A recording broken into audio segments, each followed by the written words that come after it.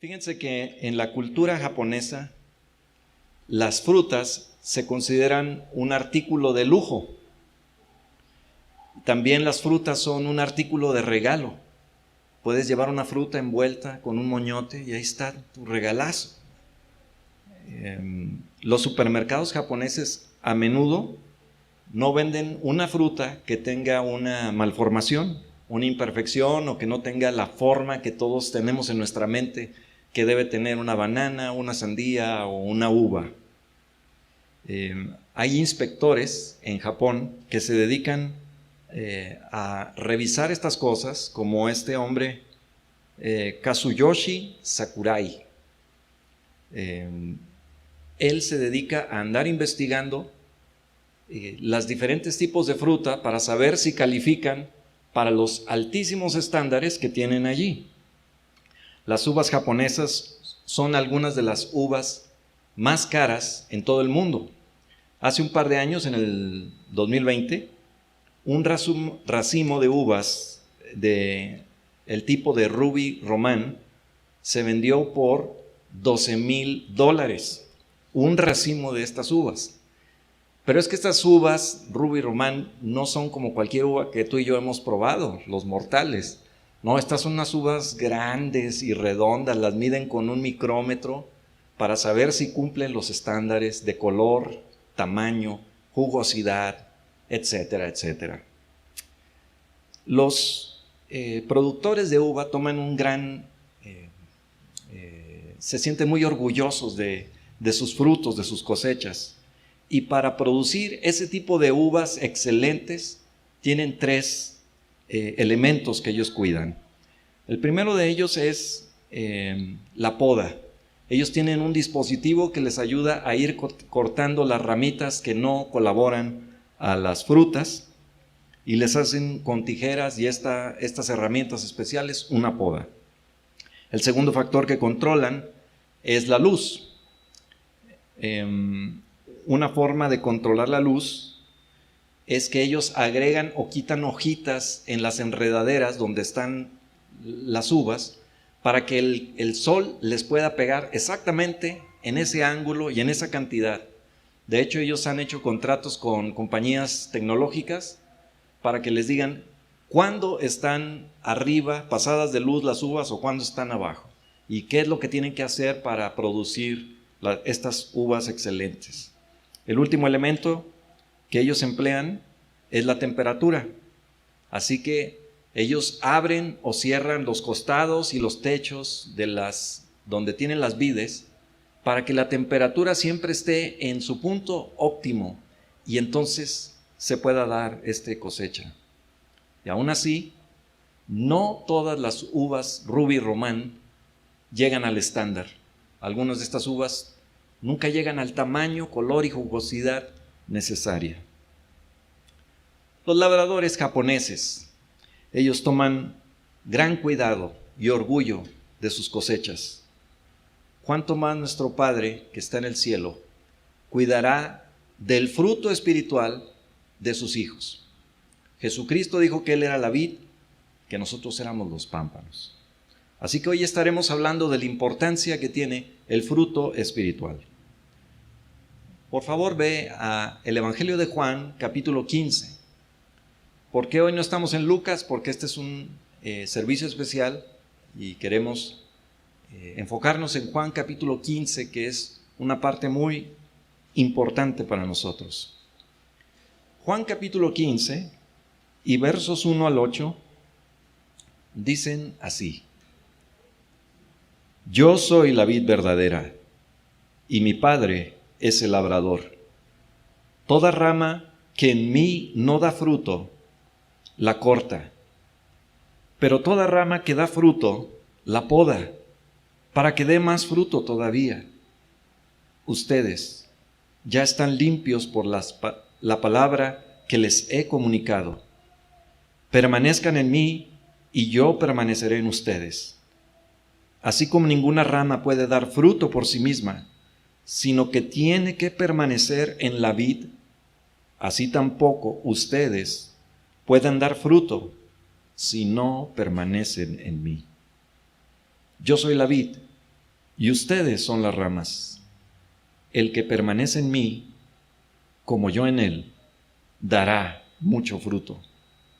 Separados de mí no pueden ustedes hacer nada. El que no permanece en mí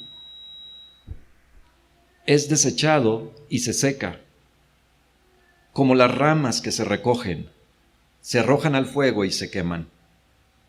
Si permanecen en mí y mis palabras permanecen en ustedes, pidan lo que quieran y se les concederá. Mi Padre es glorificado cuando ustedes dan mucho fruto y muestran así que son mis discípulos. Esta tarde estaremos hablando de 3 razones por las que son importantes el fruto espiritual. Oremos. Padre Santo, te pedimos que tu palabra pueda ser clara para nosotros, viva y eficaz.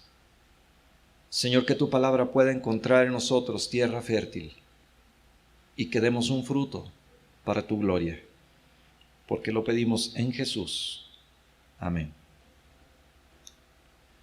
Cuando llegamos al capítulo 14 del Evangelio de Juan, terminamos con esta frase que dice: levántense, vámonos de aquí. Lo cual sugiere que estos 2 capítulos en particular, pudieron haber sido hablados por Jesús mientras iban de camino al huerto del Getsemaní.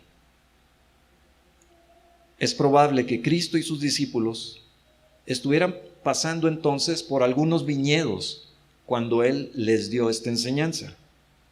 O quizás inclusive los discípulos estaban viendo el templo con aquellos adornos dorados con formas de vides. Y de ahí entonces surge esta analogía de la vid y las ramas. Jesús estaba preparando a sus discípulos para su partida.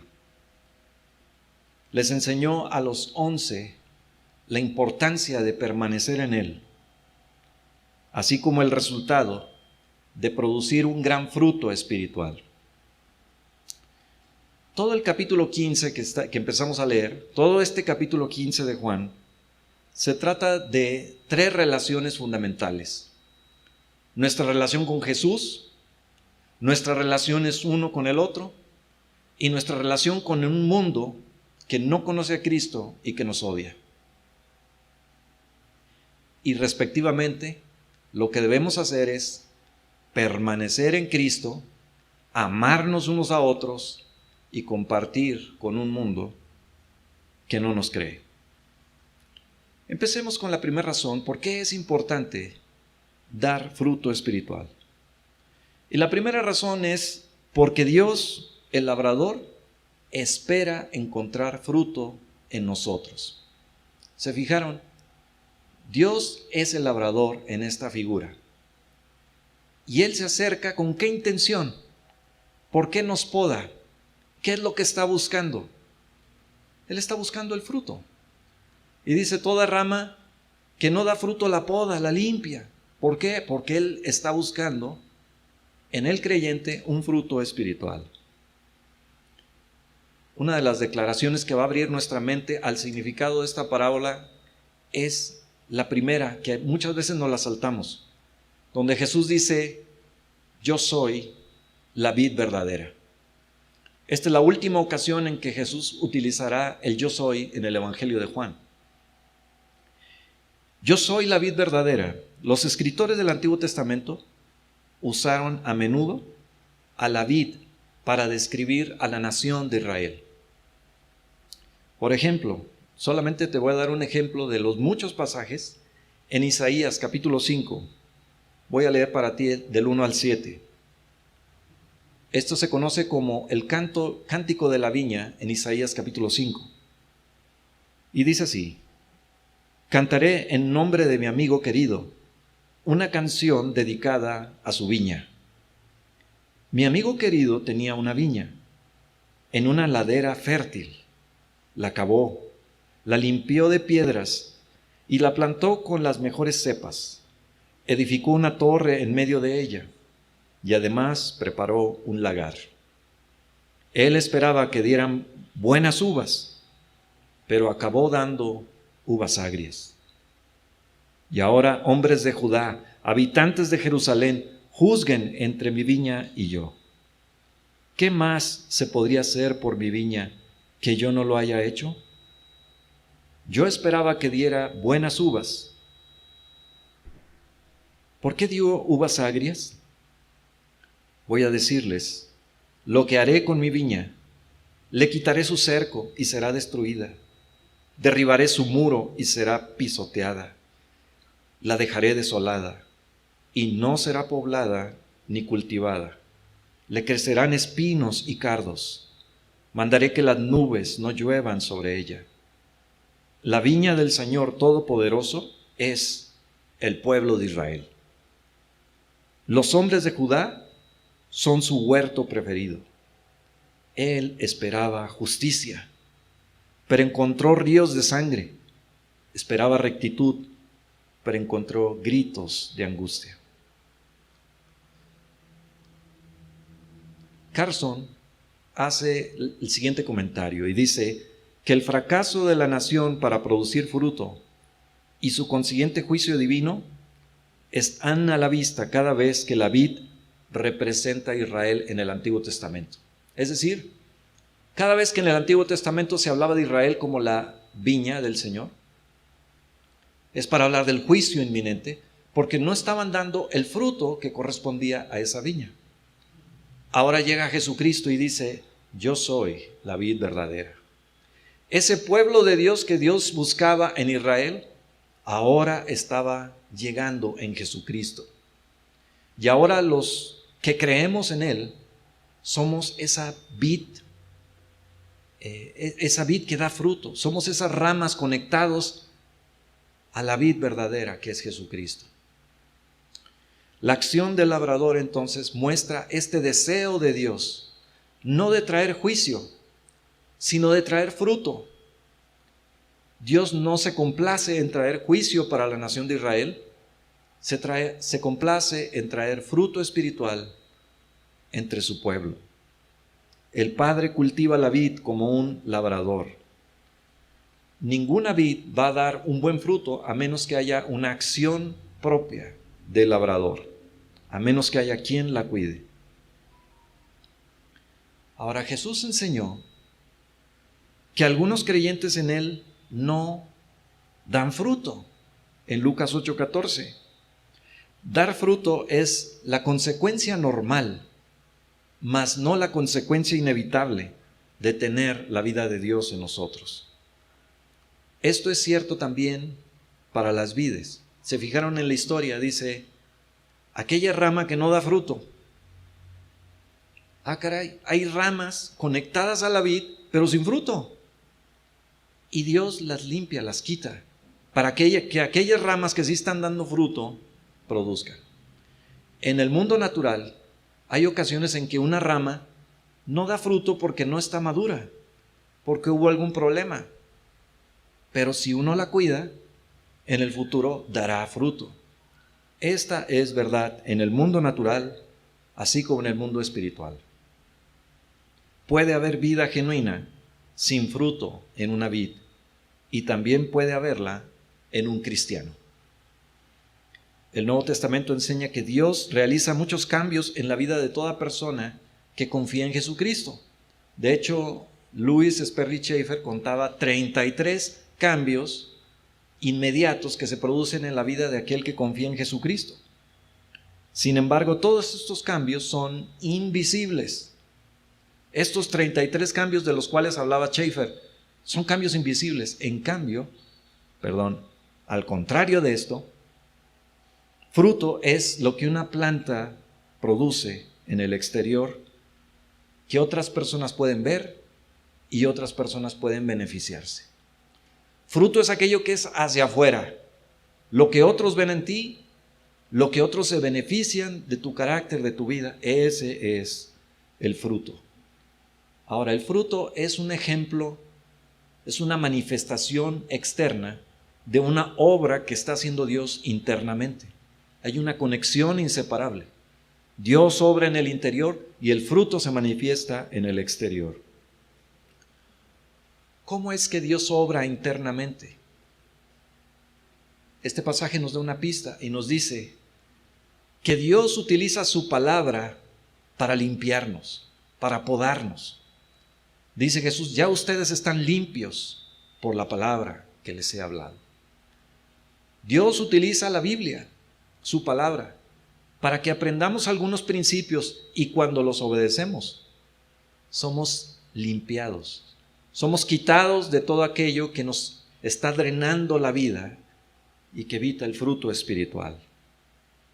La palabra de Dios ya nos ha hecho limpios, ya nos ha quitado la contaminación del pecado, pero seguirá quitándonos la presencia del pecado diaria en nuestra vida.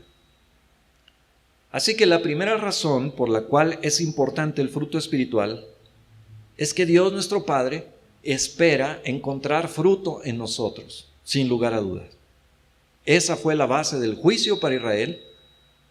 Dios esperaba justicia y lo único que encontró fue ríos de sangre. Y esa es la base también de la bendición de los creyentes para nosotros. En segundo lugar, la segunda razón es que debemos permanecer en Cristo para dar fruto. Permanece en Cristo para dar fruto.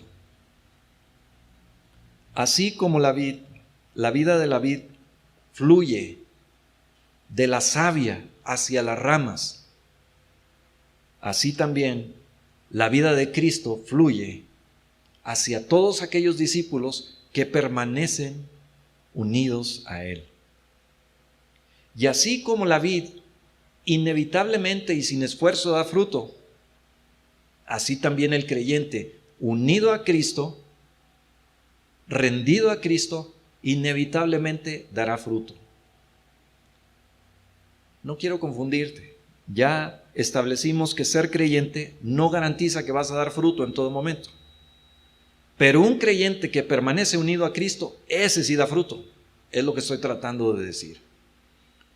Que dentro de esta vid verdadera, habemos muchas ramas. Algunas de nosotras debería decir, nomás que me siento raro diciéndolo, algunas de nosotros damos fruto y algunos otros no. ¿Cuál es la diferencia? Bueno, puede ser que nos falta madurar, puede ser que no es nuestro tiempo de dar fruto, pero si permaneces unido a Cristo, inevitablemente y sin esfuerzo, tendrás que dar fruto. Porque la vid no se esfuerza por dar fruto, para eso existe. Es su naturaleza, el dar fruto, crecer y dar fruto. Un requisito indispensable para permanecer en Cristo es que su palabra permanezca en nosotros. Su palabra debe permanecer en nosotros. Dice, permaneced en mí, así como mi palabra permanece en ustedes. Es una relación de dos vías. Nosotros permanecemos en Cristo en la medida que su palabra, su verdad, permanece en nosotros. Parece algo místico, pero espero que al final de esta plática te quede más claro. Por ejemplo, Colosenses 3, 16 y 17 dice, Colosenses 3, 16 y 17, antes de leerlo quiero que te fijes que aquí se nos describe cómo se ve a alguien que permanece en Cristo. Porque a lo mejor la pregunta que tú tienes es, ¿y yo estoy permaneciendo en Cristo? O la pregunta que yo te haría es, hermano, ¿estás permaneciendo en Cristo? ¿Este día estás permaneciendo en Cristo? ¿Cómo se ve a alguien que permanece en Cristo? Y creo que Colosenses 3, 16 y 17 nos da una muy buena pista de cómo se ve a alguien. Y dice, que habite en ustedes la palabra de Cristo con toda su riqueza. Instrúyanse y aconséjense unos a otros con toda sabiduría. Canten salmos, himnos, Canten canciones espirituales a Dios con gratitud de corazón. Y todo lo que hagan, ya sea de palabra o de obra, háganlo en el nombre del Señor Jesús, dando gracias a Dios el Padre por medio de Él. ¿Se fijaron? ¿Cómo se ve a alguien que está permaneciendo en Cristo? Pues es alguien que instruye a otros, aconseja a otros con toda sabiduría. Es alguien que tiene un corazón gozoso, que canta alabanzas, himnos, salmos, cánticos espirituales. Es alguien que hace todo con gratitud en el corazón y para honra de Dios el Padre. ¿Quién está permaneciendo en Cristo? La persona que vive así. Y este es un buen test de evaluación. Si tú dices, bueno, yo no, así como que muy gozoso, pues no. Y muy sabiondito tampoco. O sea, instruir a alguien en los caminos de Dios, como que no me da para eso. Dices, hermano, estás inmaduro en el mejor de los casos y no permaneciendo en Cristo en el peor. Permanece en Cristo para dar fruto espiritual. Si tú te enfocas no en el fruto, sino en permanecer en Cristo, el resultado será fruto espiritual. Finalmente, en tercer lugar, es importante dar fruto porque esto honra a Dios, nuestro Padre. Así que honra a Dios tu Padre dando fruto espiritual. Dios es ese orgulloso labrador japonés que está midiéndonos la luz, la temperatura, que está abriendo las cortinas para que recibamos lo mejor de lo mejor, para que nosotros demos fruto. Y cuando aquel racimo precioso de fruto espiritual se presenta, Dios dice, este es mi obra. ¿Se imaginan qué orgullo aquellos agricultores que ganan el premio número 1 de entre todos los agricultores? Yo tengo el mejor racimo de uvas. Así Dios el Padre recibe gloria, recibe honor cuando un creyente expresa en su vida ese fruto espiritual que Dios está buscando.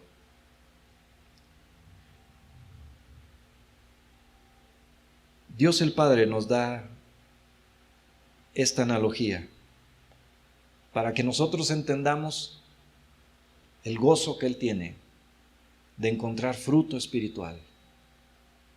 Porque para eso plantó la viña, para eso cavó, para eso puso la torre y el lagar, para que su pueblo fuera fructífero. Y Él recibe honor cuando así ocurre. Y un bonus que no estaba marcado, pero como quiera lo vamos a ver, es que el mucho fruto es el sello que demuestra quiénes son discípulos de Cristo. Los verdaderos discípulos de Cristo dan mucho fruto. Fruto en una vida que refleje el carácter de Jesús. Alguien que ama a Dios, que ama a las personas, que odia el pecado, que vive para la justicia, que tiene sus ojos en el reino que viene, que vive para exaltar a Dios. Esta persona se distingue como un discípulo de Jesucristo auténtico. Y eso es lo que venimos todos a hacer en la iglesia. Jesucristo dijo, vayan y hagan discípulos a todas las naciones. De esto estaba hablando.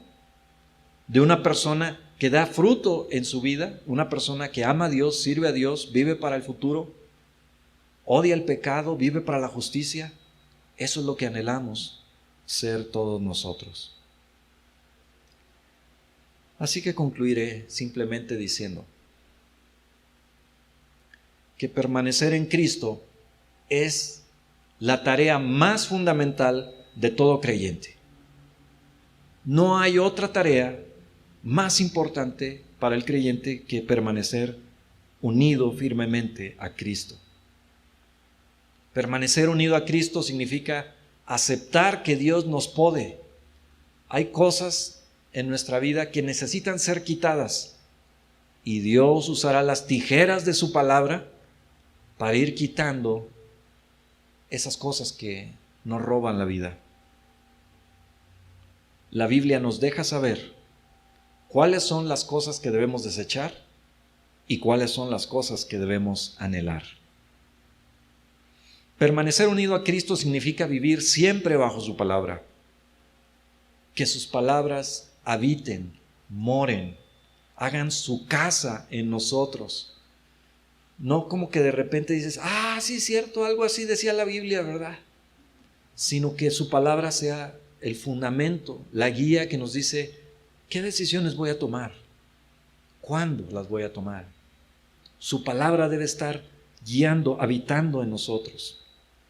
El resultado de permanecer en Cristo es inevitablemente que daremos fruto espiritual. Y este fruto dará gloria a Dios y mostrará que somos sus discípulos, los discípulos de Cristo. Si nosotros fuéramos a medir nuestra condición espiritual, no por lo que decimos, sino por el fruto, aquello que es hacia afuera, que la gente ve y se beneficia, ¿qué historia contaría de nuestro cristianismo? Si lo único que hiciéramos sería medir el fruto hacia afuera, de aquellos que otros ven y se benefician, ¿qué historia contaría de nuestro cristianismo? ¿Cuál es el cambio más significativo que crees que Dios te pide hacer para dar fruto espiritual este día? ¿Quieres dar fruto en tu vida? Si es así, habla con Dios, oremos. Pídele a Dios que Él te haga un seguidor auténtico de Cristo, que su palabra tome raíz en tu vida y que cada día puedas vivir para glorificarle. Padre Santo, gracias. Gracias por tu palabra.